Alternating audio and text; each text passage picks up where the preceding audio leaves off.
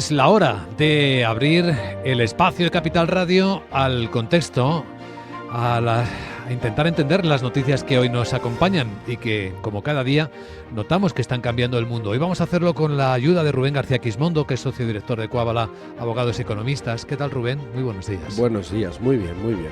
Muy bien. Aquí, bien acompañado y bien de mañana.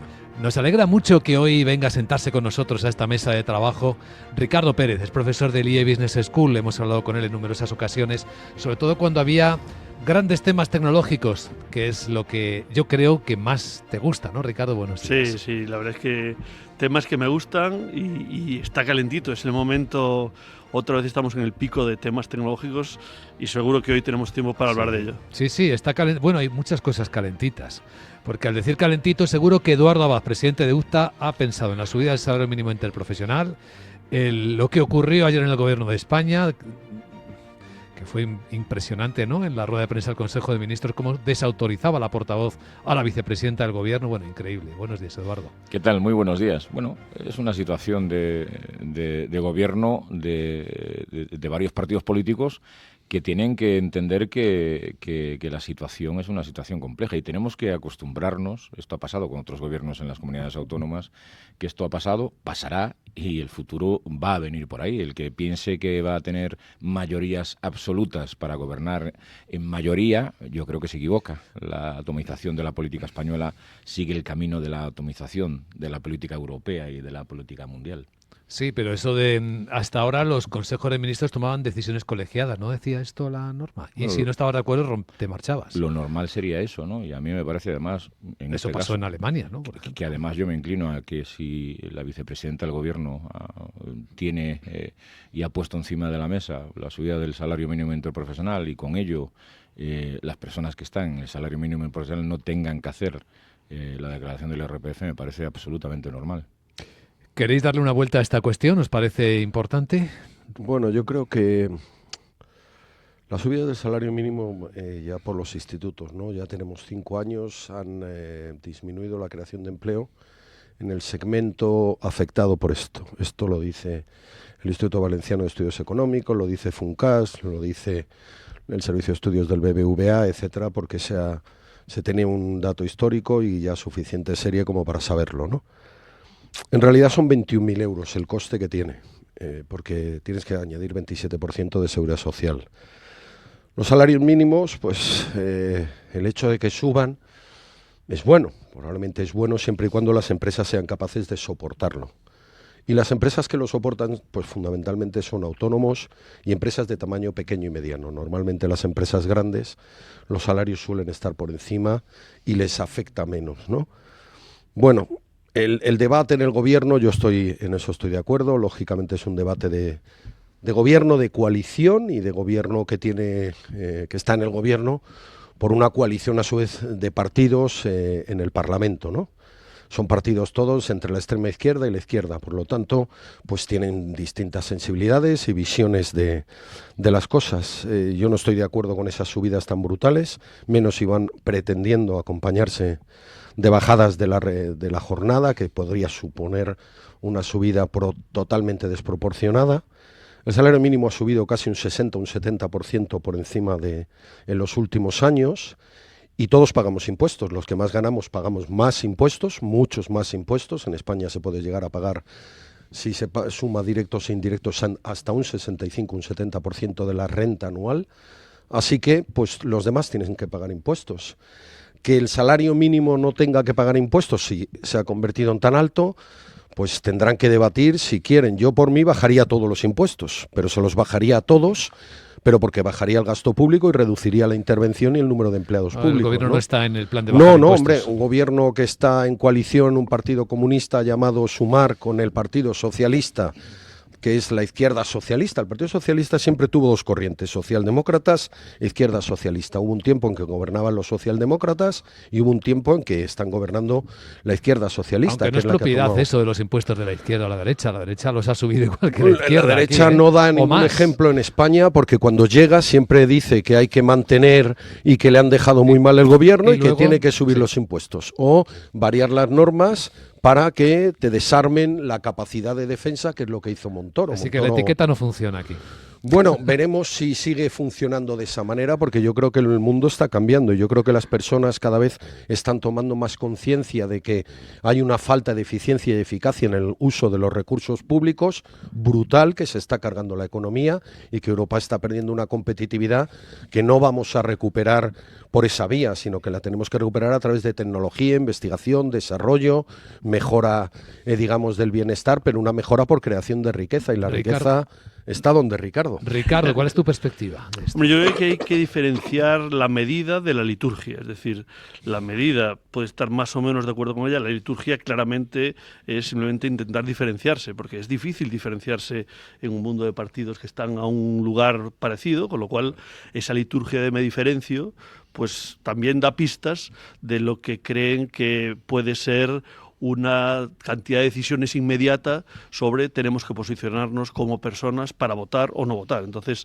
yo creo que es más liturgia de expresarlo. Y creo que sí que habría que prestar más atención, obviamente, a otros ámbitos, que es, oye, ¿dónde está la inversión en tecnología, en que la gente de las universidades tenga como objetivo montar una empresa, que el superhombre sea el que monta algo y crea riqueza, ¿no? Y no sé si vamos por el buen camino con estas liturgias y estas decisiones.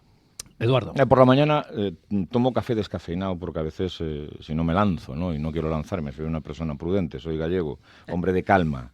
Y evidentemente, si para alguien piensa que 1.184 euros es un salario digno en España, una persona, 300.000 trabajadores de Madrid cobran menos de 1.184 euros, me parece que es un atrevimiento.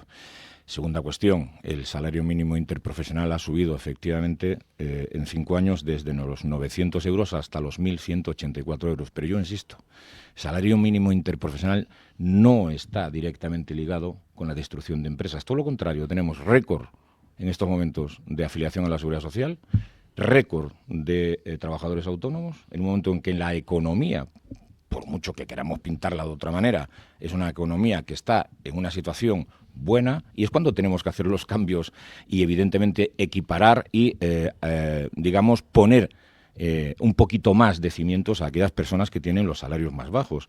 Y para nada, y de verdad hay que terminar con ese mantra, está reñido la competitividad de una empresa con el salario que se le paga a los trabajadores o el tiempo de trabajo de los trabajadores. La competitividad viene por otro sitio, viene por otra situación, viene por tener una competitividad a través de utilizar precisamente pues las nuevas tecnologías, que por cierto, después de 40 años, a 40 horas ya estaba bien de seguir trabajando los trabajadores con lo que hemos avanzado, año 2025. Y estábamos en un estatus de tiempo de trabajo de los trabajadores del siglo pasado.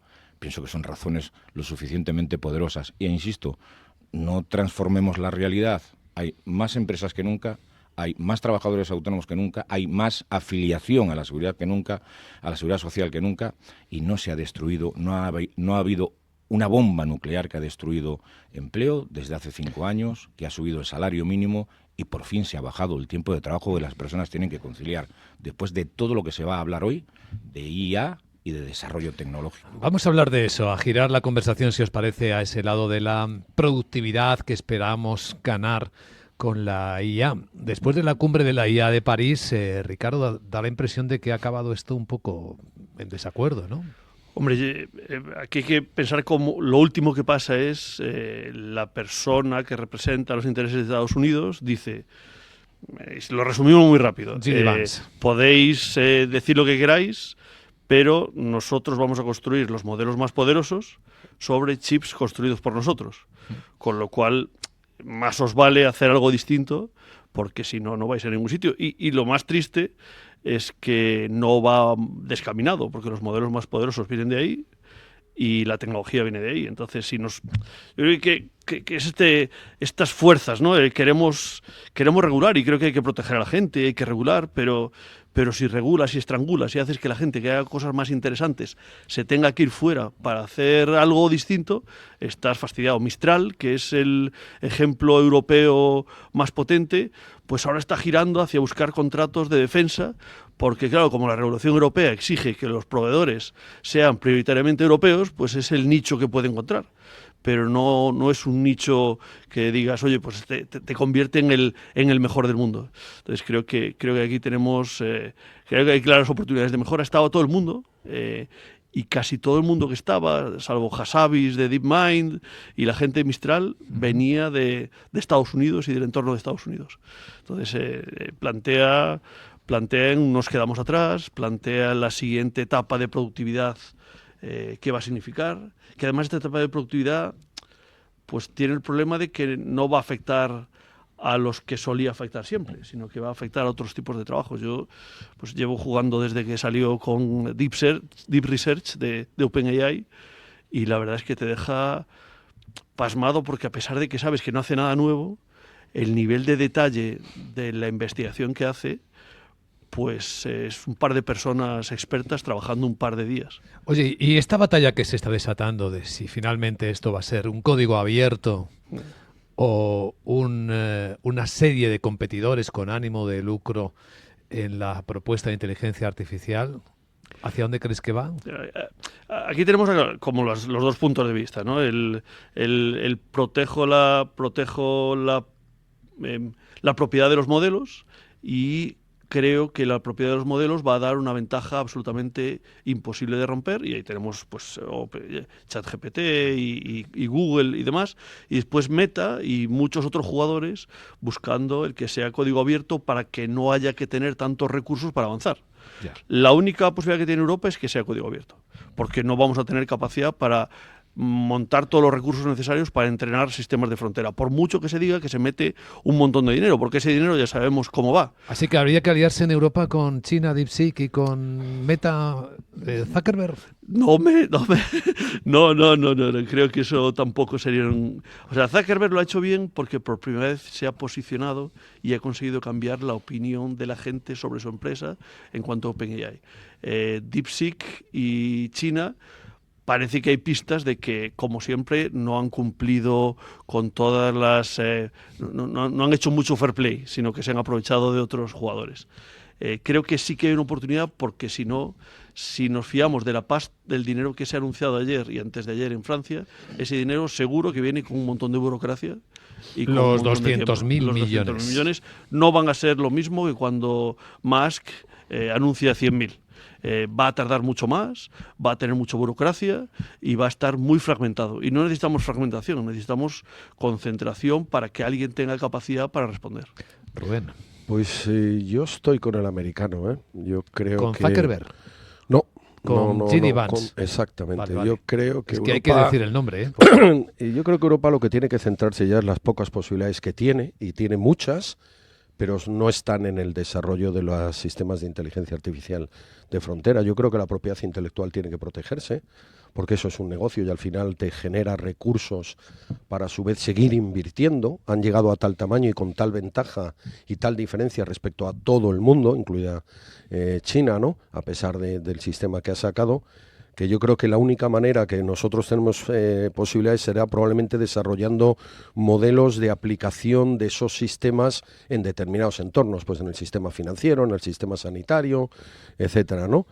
No veo que Europa, yo estoy de acuerdo, creo que Europa ha perdido toda la energía a base de burocracia, ¿no? Se ve con los fondos europeos que llevamos, no sé si 5 años y hemos aplicado el 40%. Yo el otro día leía que los fondos que se habían establecido en el programa PERTE, pues para chips en España, que creo que tenía 17.000 millones de euros, da igual la cantidad, se había aplicado el 0,27%, ¿no?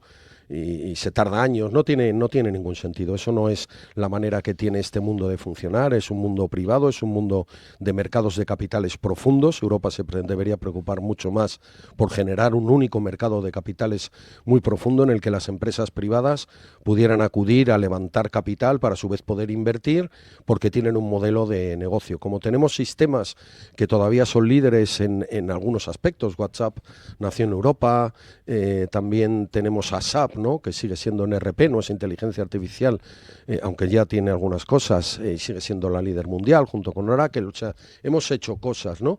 Y yo creo que tenemos capacidad, pero no capacidad para enfrentarnos a OpenAI o enfrentarnos a DeepMind.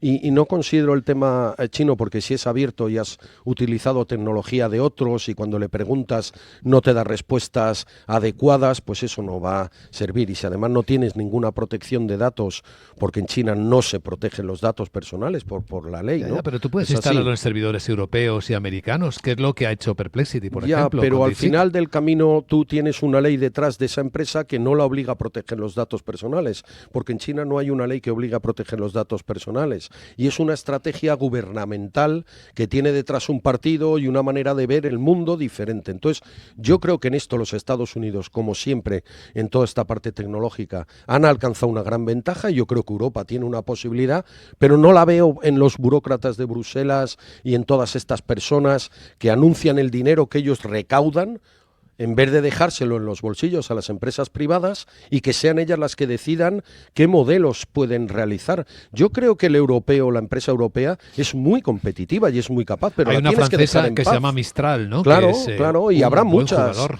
Y dentro de 3 o 4 años surgirá y el uno te habrá desarrollado a lo mejor la mejor aplicación en finanzas, el otro a lo mejor en la aplicación de la inteligencia artificial en el diagnosis del cáncer, de lo que sea. O sea, hay muchísimo espacio, pero tienes que dar libertad a las empresas y eso pasa por menos regulación, menos impuestos y menos burocracia.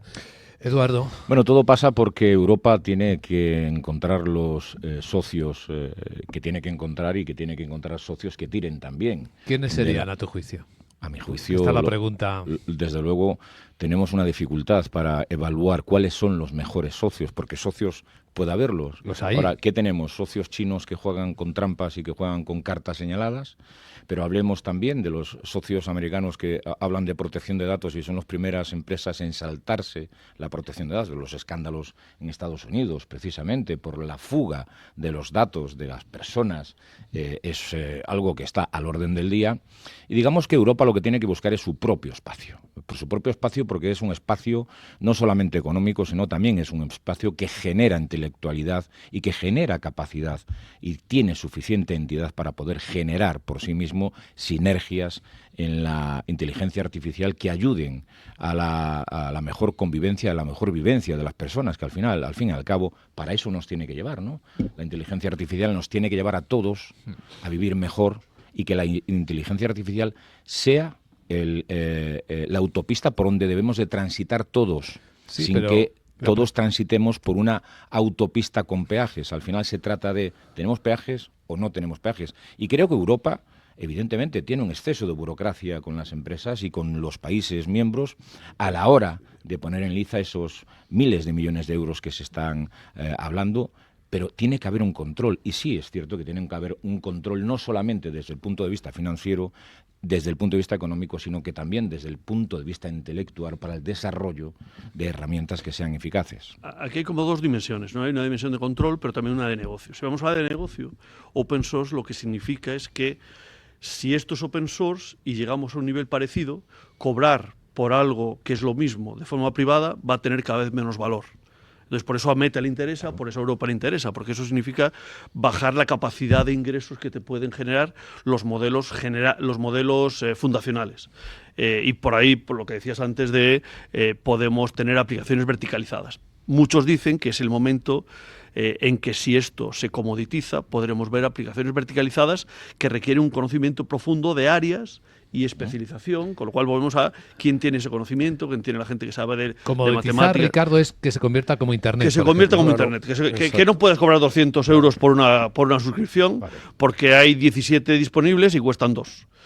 Y hay otra gratis y es casi igual. Bueno, al final es la democratización, ¿no?, de determinadas cuestiones que deben de ser y que deben de estar al alcance del común de los mortales y que deben de ser utilizadas por las empresas para mejorar su eficiencia y su eficacia y que deben de ser utilizadas para las personas para también aprovecharse. Pero eso se riñe muy mal con el hecho de que yo tengo unos derechos por los que cobro y que utilizo para la investigación y desarrollo. Quiero decir, si yo pretendo innovar, por ejemplo, en biociencia, ¿no?, y soy una compañía biotecnológica y quiero desarrollar vacunas rápidamente, necesito que ese incentivo se me proteja. para que yo de alguna manera pueda seguir destinando miles de millones de euros a poder desarrollar. Para proteger tu fracaso, claro, ¿no? Bueno, o tu fracaso o tu acierto. Es que... Pero Rubén, ya estamos en un mercado que eso ya se está haciendo. Por eso te digo, la industria farmacéutica tiene periodos de transición en los que tienen que amortizar en este las caso, inversiones. Hay como dos, lo decía ahora mismo Ricardo, ¿no? Hay uno que es, bueno, vamos a ir hacia una cierta comoditización, yo creo que va a ser así. Creo que inevitablemente, pero y que bajará el precio a medida que aumente el número, y eso permitirá utilizar esas plataformas. Y hay otros que, como no tienen ya ventaja porque la han perdido, pues apuestan por un código abierto que me permita jugar un rol. Pero yo creo que Europa no debe de apoyar ni a esto, sino decir, mira, nosotros ya no podemos desarrollar esto, o bueno, podemos desarrollar sistemas abiertos, etcétera, pero sí que tenemos una inmensa ventaja en muchos sectores todavía, en automoción, en aeronáutica, en biociencia, en química, etcétera, en los que la inteligencia artificial y otras tecnologías te van a permitir generar modelos de una gran utilidad. Dejadme plantearos el último round de esta gran tertulia de la economía sobre algunos de los protagonistas de hoy en los mercados. Duro Felguera, un histórico de la industria española, asturiano, vecino de Eduardo. Bueno, hoy tiene un consejo en el que van a plantear probablemente convertir el rescate, los préstamos de la SEPI en acciones, en participaciones de la compañía. Y claro, esto nos lleva a una gran pregunta. Vamos a ver cómo la SEPI se convierte ya en un antiguo INI, es decir, nos vamos a encontrar con el Estado participando en algunos casos a la fuerza, vía estos rescates que se hicieron en empresas que ni se imaginaba, porque ahí tenemos desde Duro Felguera hoy, pero está Técnicas Reunidas, una empresa de ingeniería del petróleo, está Volotea, o sea, hay un montón de empresas en las que hoy estaría el Estado presente porque sí. ¿Qué sentido tiene esto? ¿Lo veis? Bueno, eso... Y esta es materia muy próxima a tu trabajo, sí, Rubén. Sí, a veces incluso no voy a hablar. Eso corresponde con un plan de reestructuración, ¿no? Y entonces hay que analizar los números y ver si no hay otra alternativa. Eso se vio, y yo creo que lo comenté cuando la SEPI daba aquellos préstamos, en un momento en el que había que participar en la situación, porque se dio aquella crisis derivada de la pandemia, ¿no? Y claro, tenía este riesgo. Por eso algunos estados dieron a fondo perdido. No se quisieron meter porque sabían que al final esto podía acabar en algunos casos en que tendrías que capitalizar la deuda y convertirte en accionista. Que el Estado se convierta en accionista de Duro Felguera es la peor idea que se le pueda ocurrir a una persona porque no merece la pena. Es mejor dar el dinero de los ciudadanos y que lo pierda, ¿no? Incluso, exactamente, casi eso, y sobre todo coger a los mexicanos que se han hecho socios y decirle, mira, esto es una empresa privada, si el negocio no va adelante se llama concurso de acreedores.